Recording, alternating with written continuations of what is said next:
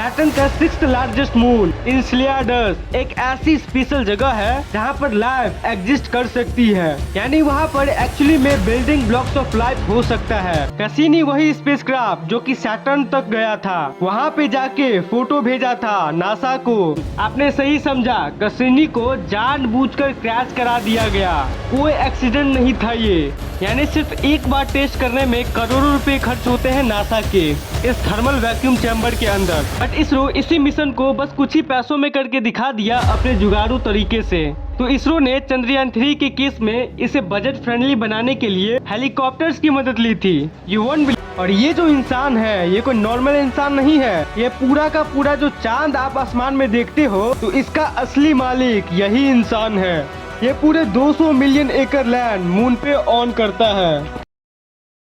इसरो यानी Indian space research organisation, ISRO पूरे दुनिया में अपना सटीक तरीका और बेहद ही इंटरेस्टिंग और हार्ड मिशंस के लिए जाना जाता है। यानी जिस काम को अरबों रुपए लगाकर कई देश नहीं कर पाते, उसी काम को काफी लो बजट में हमारे वैज्ञानिकों के देसी दिमाग और देसी जुगाड़ों के चलते इंडिया का इसरो उसी काम को बड़े ही इफिशिएंट तरीके से कर देता है। 22 अक्टूबर यानी आज ही के दिन साल 2008 में इसरो सबसे पहला मून मिशन यानी कि चंद्रयान 1 को चांद पे लॉन्च किया था, जिससे इंडिया सबसे पहला देश बना था जो चांद पे पानी ढूंढ के निकाला था। और स्पेस की इस एनिग्मेटिक मिस्ट्रीज को एक्सप्लोर करने में मैं बहुत ही ज्यादा इंटरेस्टेड हूँ, और आप भी इसमें इंटरेस्ट रखते हो तो जल्दी से हमारे चैनल को सब्सक्राइब कर लो। मैं यूट्यूब पे नया हूँ, मेरे चैनल को सपोर्ट करो ताकि मैं आपको ऐसे वीडियोस बना के देता रहूँ। इसरो के ऐसे कई अपकमिंग प्लान्स हैं जो कि बहुत ही ज्यादा इंसेम है और जिसके बारे में आपको पता होना चाहिए जरूर। अभी तक भारत का कोई भी मिशन सूरज को लेकर नहीं हुआ है, तो आदित्य L1 ये उस यान का नाम है, उस पहले भारतीय यान का जो कि मिशन टू द सन है, यानी वो मिशन जो कि सन को स्टडी कर रहा है। ये जो आदित्य L1 है ये धरती से लॉन्च हुआ और उसके बाद धरती से क्या है कि चांद जो है वो ऑलमोस्ट 4 लाख किलोमीटर दूर है। ये तो आपको पता ही होगा, 3,84,400 किलोमीटर दूर है चांद हमारे पृथ्वी से। तो इतने दूर हमारा चंद्रयान 3 गया था। लेकिन ये जो आदित्य L1 है ये धरती से लगभग 1.5 मिलियन किलोमीटर दूर स्पेस के रीजन में गया। क्या है कि हमारे धरती से जो सन की दूरी है यानी डिस्टेंस वो है 150 मिलियन किलोमीटर, बट जो आदित्य L1 है वो सिर्फ 1.5 मिलियन किलोमीटर दूर यानी कि लैग्रेंज पॉइंट 1 पे गया। एक ऐसा जगह जहाँ पर उसको कोई भी तरह के डिस्टरबेंस नहीं फील होगी, यानी वहाँ से वो कंटिन्यूअसली सन को देखेगा और सन को स्टडी करेगा। इस आदित्य L1 पे मेरी एक फुल डिटेल वीडियो जल्द ही आने वाली है। और आपको पता है रसिया ने वीनस प्लैनेट पर, जो कि एक एक्सट्रीमली हॉट प्लैनेट है जहां पर कोई भी स्पेसक्राफ्ट कुछ मिनट तक ही रह पाता है, तुरंत गल जाता है, तो रसिया ने बहुत सारे स्पेसक्राफ्ट वेनस पर भेजे हैं। लेकिन because of the extremely high temperature and pressure जो कि वेनस पर है, उसके चलते ये क्रश हो जाते हैं। वेनेरा 7 रसिया का पहला स्पेसक्राफ्ट था जो कि लैंड किया था अनदर प्लैनेट पे 15 अक्टूबर 1970। इस दिन को रसिया का स्पेसक्राफ्ट वेनेरा 7 एक इतिहास रच दिया, क्योंकि तब तक मून पर बहुत सारे स्पेसक्राफ्ट ऑर्बिटर वगैरह जा चुके थे, लेकिन किसी और प्लैनेट को कोई टच नहीं किया था। यानी जैसे कि वीनस, मार्स, ये सब प्लैनेट्स है। मून सैटेलाइट की बात नहीं कर रहा हूँ मैं, मून तो एक नेचुरल सैटेलाइट है। यहाँ बात हो रही है प्लैनेट्स की। तो प्लैनेट पर कोई लैंडर नहीं गया था जो कि प्लैनेट पर लिटरली लैंड करे, लेकिन वेनेरा 7 बन गया सबसे पहला स्पेसक्राफ्ट जो कि अनदर प्लैनेट पर लैंड किया था। और इस प्लैनेट का नाम है वीनस। वो वहाँ का एवरेज टेम्परेचर रिकॉर्ड किया और बहुत सारे इंफॉर्मेशन को इकट्ठा किया। और वहाँ का टेम्परेचर कितना था पता है? 464 डिग्री सेल्सियस, यानी बॉइलिंग वाटर का जो टेम्परेचर होता है उससे करीब 4 गुना ज्यादा गर्म। उसके बाद रसिया का वेनेरा 8 हुआ जो कि लैंड करने के बाद उसका लाइफ बस 50 मिनट ही था, क्योंकि उतने देर ही वो सह सका वीनस की एक्सट्रीम गर्मी को।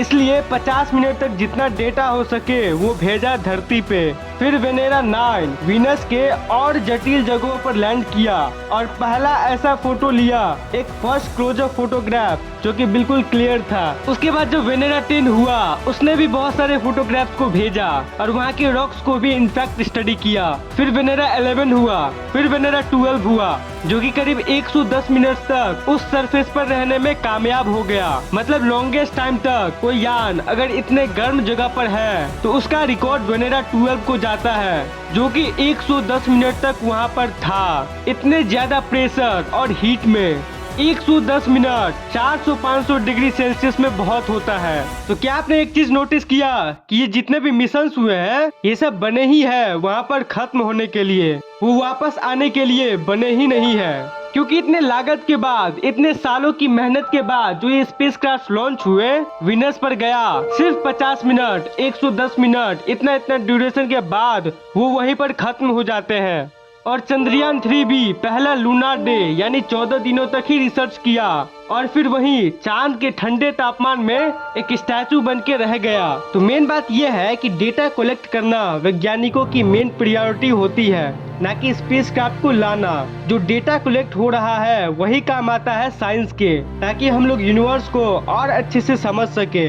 और वापस लाने की जो बात है तो उसकी जो प्लानिंग है वो सिर्फ और सिर्फ क्रूड मिशंस में ही होती है, यानी जिस मिशन में कोई इंसान जाता है। अभी हाल ही में नासा का जो आर्टेमिस मिशन है, आर्टेमिस 1 जो आर्टेमिस 2 होने वाली है, उसमें तो इंसान जाएगा चांद पर। तो जो 1 हुआ उसमें टेस्टिंग किया गया कि जाग के वापस आ पाता है या नहीं। तो इस टेस्टिंग में वो तो सक्सेसफुल हो गया। तो ये आर्टेमिस 1 उन रियल स्पेसक्राफ्ट में से एक है जो कि धरती पर वापस आया है। तो कोई भी अगर आपको कहे ना कि ये स्पेस मिशन था, वो उस प्लेनेट पर गया और फिर धरती पर वापस भी आया, तो ये जो 3 लाइन लास्ट में मैंने कहा तो ये उतना सुनने को नहीं मिलता है। क्योंकि चाहे वो कैसिनी हो, कैसिनी वही स्पेसक्राफ्ट जो कि सैटर्न तक गया था, वहाँ पे जाके फोटो भेजा था नासा को। तो कैसिनी जो है उसका भी जब जर्नी एंड हुआ तो वो उसी प्लेनेट में मिलकर विलीन होकर वहीं मारा गया। लेकिन उसने बहुत सारा डेटा भेज दिया था ऑलरेडी और अपना काम पूरा कर दिया था। कैसिनी ने ऑलमोस्ट 300 ऑर्बिट लगाए थे सैटर्न के, 300 बार घूमा था उसके चारों तरफ और 8 बिलियन किलोमीटर धरती से दूर गया था अपना ये काम करने के लिए। नासा के वैज्ञानिकों ने ऐसे स्टेटमेंट्स दिए जैसे कि everything that we asked it to do it did and more, यानी जितना हमने उससे करने को कहा उससे कहीं ज्यादा उसने भेजा हमें। लास्ट में कैसिनी को जानबूझकर क्रैश कराया गया। कैसिनी का बजट $3 बिलियन था, यानी करीब 24,000 करोड़ रुपए। The mission to the Saturn, आपने सही समझा, कैसिनी को जानबूझकर क्रैश करा दिया गया।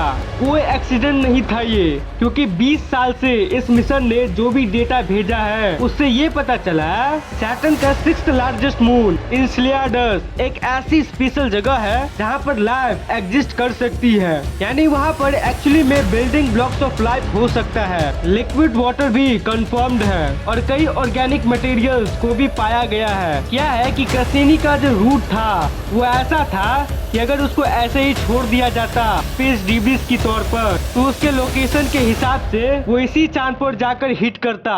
लेकिन वैज्ञानिक उस दुनिया को कॉन्टामिनेट नहीं करना चाहते हैं जहाँ पर लाइफ इवॉल्व हो सकती हो अनटच्ड बाय ह्यूमंस। तो वहाँ पर नासा के वैज्ञानिक किसी भी तरह का क्रैश नहीं करना चाहते थे, अनटच ही रखना चाहते थे, ताकि नेचुरली ही जो भी लाइफ के बिल्डिंग ब्लॉक्स वहाँ पर फॉर्म हो रहे हैं वो शांति से वहाँ पे हो। और इसी की वजह से चांद को हिट ना कर जाए ये कैसिनी स्पेसक्राफ्ट, कैसिनी को सैटर्न में घुसा दिया गया, जानबूझकर क्रैश करा दिया गया और इसी तरह कैसिनी एंड हो जाता है, समाप्त हो जाता है। ये बहुत ही इंटरेस्टिंग कहानी थी कैसिनी की। तो अब बढ़ते हैं चंद्रयान 3 पे। तो फर्स्ट लूनार डे कंप्लीट करने के बाद जब प्रज्ञान रोवर को इसरो ने स्लीप पे डाल दिया तो आई नो आप लोग के दिमाग में ये आया होगा कि विक्रम लैंडर का क्या हुआ, क्या वो पूरे लूनार नाइट के वक्त ऑन ही था? तो वेल ऐसा नहीं है, उसे भी हाइबरनेशन में डाला गया था। लेकिन इसरो ने उसे स्लीप पर डालने से पहले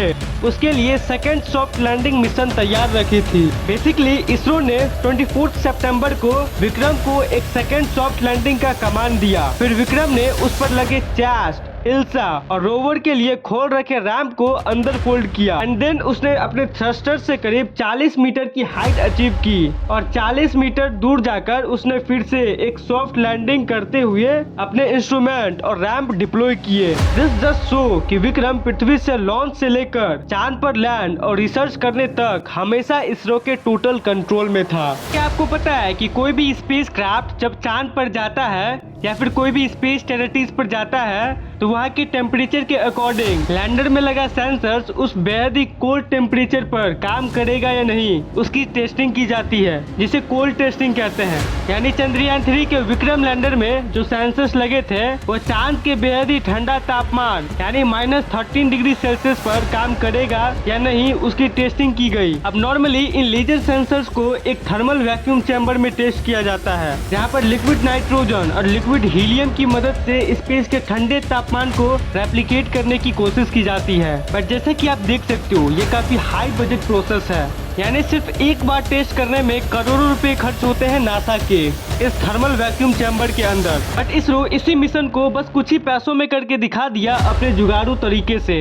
तो इसरो ने चंद्रयान 3 के केस में इसे बजट फ्रेंडली बनाने के लिए हेलीकॉप्टर्स की मदद ली थी। यू वोंट बिलीव, बट उन्होंने सभी सेंसर्स को हेलीकॉप्टर में लोड किया और एकदम हाई एल्टीट्यूड पर लेकर गए जहां पर तापमान नेचुरली ही -18 डिग्री सेल्सियस होती है।